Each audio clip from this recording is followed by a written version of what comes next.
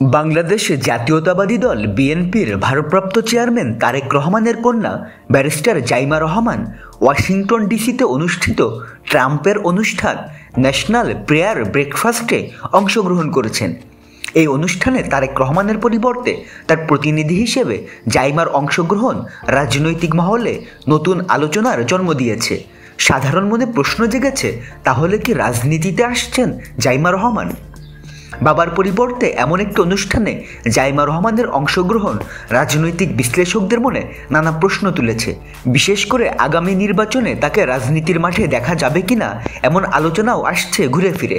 রাজনৈতিক বোদ্ধাদের মতে 5 ফেব্রুয়ারি হতে পারে বাংলাদেশের রাজনীতির ইতিহাসে একটি বিশেষ দিন। এদিনে রাজনীতি অভিষেক ঘটতে যাচ্ছে ব্যারিস্টার জাইমা রহমানের। তিনি বিএনপির ভারপ্রাপ্ত চেয়ারম্যান তারেক রহমানের একমাত্র কন্যা, বাংলাদেশের স্বাধীনতার ঘোষক শহীদ প্রেসিডেন্ট জিয়াউর রহমান ও দেশের প্রথম নারী প্রধানমন্ত্রী বেগম খালেদা জিয়ার নাতনি। বিএনপির ভারপ্রাপ্ত চেয়ারম্যান তারেক রহমান ও খেতাবপ্রাপ্ত চিকিৎসক জোবাইদা রহমানের একমাত্র কন্যা। আইনে শিক্ষা নিয়েছেন জাইমা, প্রবাস জীবন কাটাচ্ছেন বাবা মার সঙ্গে। রাজনৈতিক পরিবারে জন্ম হলেও বয়স ও ক্ষেত্র পরিস্থিতির কারণে তিনি রাজনীতিতে আসতে পারেননি।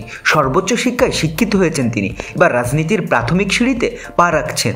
বাবার অবর্তমানে বৈশ্বিক আয়োজনে প্রথম অংশগ্রহণ ব্যারিস্টার জাইমা রহমানের। মার্কিন যুক্তরাষ্ট্রের ন্যাশনাল প্রেয়ার ব্রেকফাস্ট অনুষ্ঠানে যোগ দেবেন তিনি।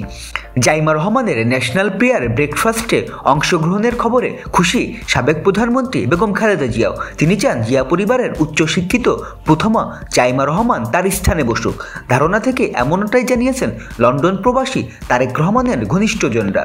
বিএনপি নেতাদের মতে বৈশ্বিক আয়োজনে অংশগ্রহণের মধ্য দিয়ে রাজনীতিতে পা রাখবে জাইমা রহমান। তো বন্ধুরা, ভিডিওটি নিয়ে কোনো মন্তব্য থাকলে কমেন্টে জানান, আর আমাদের চ্যানেলে নতুন হলে সাবস্ক্রাইব করুন।